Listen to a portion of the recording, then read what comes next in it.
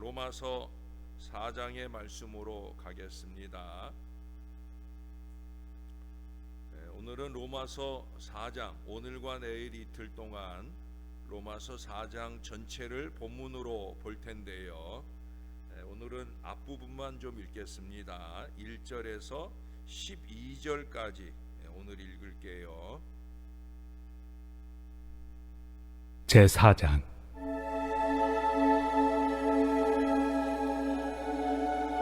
그런즉 육신으로 우리 조상인 아브라함이 무엇을 얻었다 하리요? 만일 아브라함이 행위로서 의롭다 하심을 받았으면 자랑할 것이 있으려니와 하나님 앞에서는 없느니라. 성경이 무엇을 말하느냐? 아브라함이 하나님을 믿음에 그것이 그에게 의로 여겨진 바 되었느니라.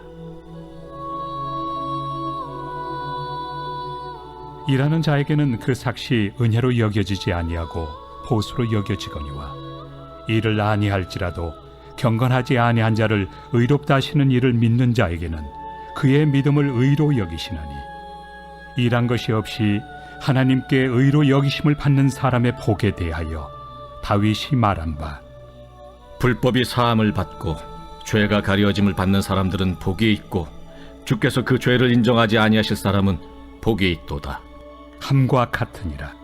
그런즉 이 복이 할례자에게냐 혹은 무할례자에게도냐? 무릇 우리가 말하기를 아브라함에게는 그 믿음이 의로 여겨졌다 하노라. 그런즉 그것이 어떻게 여겨졌느냐? 할례시냐 무할례시냐? 할례시가 아니요 무할례시니라. 그가 할례표를 받은 것은 무할례시의 믿음으로 된 의를 인친 것이니 이는 무할례자로서 믿는 모든 자의 초상이 되어 그들도 의로 여기심을 얻게 하려 하심이라. 또한 할례자의 조상이 되었나니 곧 할례 받을 자에게뿐 아니라 우리 조상 아브라함이 무할례시에 가졌던 믿음의 자취를 따르는 자들에게 그러하니라. 아멘. 참된 성도는 이유를 묻는 것을 지극히 자제합니다. 믿음을 떠나서 책임감이 있는 사람은 이유를 따지는 것보다 내가 할 일을 먼저 생각하고 실천합니다. 물론 살면서 너무 이상한 일을 당하게 되면 이유를 묻고 싶을 때가 있어요. 하나님 도대체 왜? 라는 이 어리석은 질문을 할 때가 있습니다. 그러나 하나님 앞에서는 이유를 따지지 말고 그 이해할 수 없는 고난 중에서도 하나님, 제가 이 순간에 할 일이 무엇인가요? 라고 물을 줄 알아야 됩니다. 그러면 왜? 라는 질문을 할 때보다 훨씬 확연한 하나님의 답변이 우리에게 다가오는 경우를 많이 경험하게 됩니다. 믿음은 환경과 생각과 감정을 넘어선 선택과 결단입니다. 창세기 22장에 보면 오늘 본문의 주인공인 이 아브라함, 하나님께서 그 아브라함에게 100세에 얻은 아들을 번제로 바치라는 말씀이 있죠.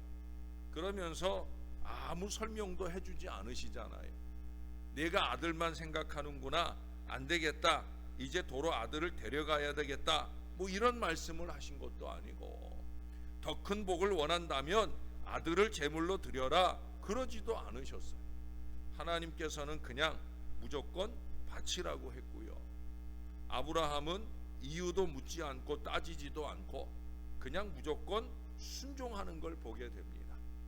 그처럼 하나님께서 어려운 요구를 하셨을 때에도 아브라함은 처음에는 고민이 좀 있지 않았겠습니까? 그러나 오히려 긍정적으로 생각하게 되었다는, 결단하게 되었다는 거죠. 아들이 많은 집도 많은데 어렵게 얻은 하나밖에 없는 이 나의 아들을 바치라고 하니까 이게 얼마나 특별한 일인가. 아마 아브라함은 그런 생각을 하지 않았겠나. 신앙생활의 핵심은 결국 순종인 거예요. 순종. 우리는 우리 생각과 느낌을 따를 것이 아니라 말씀을 따라야 되는 거예요. 이게 가능한 것은 바로 믿음 때문이에요.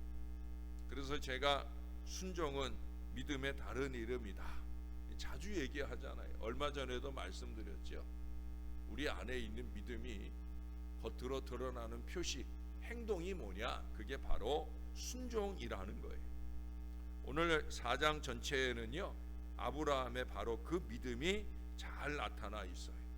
3절을 한번 볼까요? 성경이 무엇을 말하느냐? 아브라함이 하나님을 믿음에 그것이 그에게 의로 여겨진 바 되었다. 믿음으로 의롭게 되었다. 이신칭의의 가장 대표적인 상징적 인물이 아브라함이라는 것을 보여주고 있어요. 5절에도 보세요. 이를 아니할지라도 경건하지 아니하는 자를 의롭다 하시는 이를 믿는 자에게는 그의 믿음을 의로 여기시나니. 뭐 어떤 행동을 통해, 일을 통해 하나님이 우리를 믿음 있다, 아브라함을 믿음 있다 한 게 아니라는 거예요. 그냥 믿는 아브라함을 의롭다 했다. 여기 11절에는 그가 할례의 표를 받은 것은 무할레시의 믿음으로 된 의를 인친 것이다. 그 앞에서부터 할례가 먼저냐 무할례가 먼저냐, 믿음을 기준으로 할 때, 아브라함은 무할례 시에 믿음으로 말미암아 할례로 그 믿음을 표시해 주었다는 거죠. 근데 이스라엘 사람들은 믿지 않고, 유대인들은 믿지 않고 그저 할례 받은 것으로 내가 믿는다라는 착각을 하게 된다는 걸 반증해 보이기 위해서 할례 무할례를 말하는 거고, 어리석은 선민의식보다는 믿음이 중요하다, 이것을 강조하는 거예요. 그래서 의롭다고 인정받은 이 아브라함의 믿음, 로마서 4장에서 나오는 이 아브라함의 믿음은 믿음의 원리를 설명하는 데 이용되는 가장 유명한 본문입니다. 아브라함의 믿음은 어떤 믿음일까요? 오늘 한 가지를 볼 거고요, 내일 두 가지를 보게 될 것입니다. 첫 번째로 꼽을 수 있는 것은 하나님을 절대적으로 믿는 믿음이라는 거예요. 17절을 가볼까요? 기록된 바 내가 너를 많은 민족의 조상으로 세웠다 하심과 같으니 그가 믿은 바 하나님은 죽은 자를 살리시며 없는 것을 있는 것으로 부르시는 하나님이시니라. 내가 믿은 바 하나님은, 아브라함은 하나님을 믿었다는 거예요. 이 말씀은 믿는 자의 믿음도 중요하지만 정작 더 중요한 것은 그 믿음의 대상이 하나님이다라는 것을 잘 보여주는 말씀이에요. 어떤 분은 교회 다니면서도 왜곡된 하나님을 믿고 미신을 믿어요. 제가 자주 얘기하잖아요. 중남미는 이게 하나님을 믿는 건지 미신을 믿는 건지 모르는 그런 신앙 행태를 가지고 있어요. 복음이 전해질 때 너무 그 시대, 그 시기에 그 나라, 그 민족의 그 신앙을 너무 신앙과 타협함으로 해서 왜곡된 하나님을 믿는다는 거예요. 그래서 어찌 보면 하나님이 허수아비 같이 보이는 그런 모습을 보이기도 합니다. 또 어떤 분은 하나님을 믿는다고 하면서 자세히 보면 자기를 믿어요. 자기 생각을 믿고 자기 고집을 믿고, 할 수 있다, 하면 된다. 여러분 그런 말 자주 듣잖아요. 뭐 저도 강단에서 가끔 그런 얘기해요. 할 수 있다, 하면 된다, 해보자. 근데 이게 하나님이 쏙 빠지고 그냥 할 수 있다, 하면 된다, 이게 좋은 사고방식이긴 하지만 그것은 믿음이 아니라 그냥 신념인 거예요. 하나님 안 믿는 사람들도 그런 신념이 있어요. 그렇죠? 성도에게도 신념이 필요한 거 맞습니다. 그러나 믿음과 신념이 다르다는 걸 분명히 분별하는 그 바탕 위에서 신념을 가져야 되는 거예요. 신념은 자기를 믿고 자기의 생각을 믿는 것이지만 믿음은 하나님의 인격을 믿고 하나님의 이 약속의 말씀을 믿는 거예요. 그래서 말씀에 순종하는 믿음의 태도가 드러나는 것, 그것이 바로 믿음인 거예요. 그래서 잘못된 신념은 때로는 자기 과신으로 인해 자기 자신과 공동체에 큰 해악을 끼치는 경우를 많이 보게 됩니다. 그러므로 우리가 믿을 때 믿는 대상을 분명히 해야 되는 거예요. 오늘 아브라함은 무엇을 믿었다고 그랬어요? 하나님을, 하나님을 믿었다고 그랬어요. 근데 그 하나님을 어떤 하나님으로 믿었다고 그랬습니까? 본문 17절 그 마지막에 보면 그는 하나님을 죽은 자를 살리시며 없는 것을 있는 것으로 부르시는 그 하나님으로 믿었다는 거예요. 할렐루야. 이게 믿음이에요. 이 말은 아브라함이 없는 것을 있는 것 같이 부르는 그 믿음을 가졌다는 거예요. 우리도 없는 것을 있는 것처럼 부르는 믿음을 가져야 되는 거예요. 사실 우리가 드리는 모든 기도는 그런 거죠. 이게 너무 없는 거지만, 안 될 일이지만 그래도 하나님이 해주신다, 하나님이 주신다. 믿습니까? 이 믿음을 가지고 우리가 기도하잖아요. 새벽마다 왜 와요? 이 연휴 기간 좀 긴 잠도 주무시고 하지 왜 옵니까? 하나님을 믿으니까, 하나님의 말씀을 믿으니까.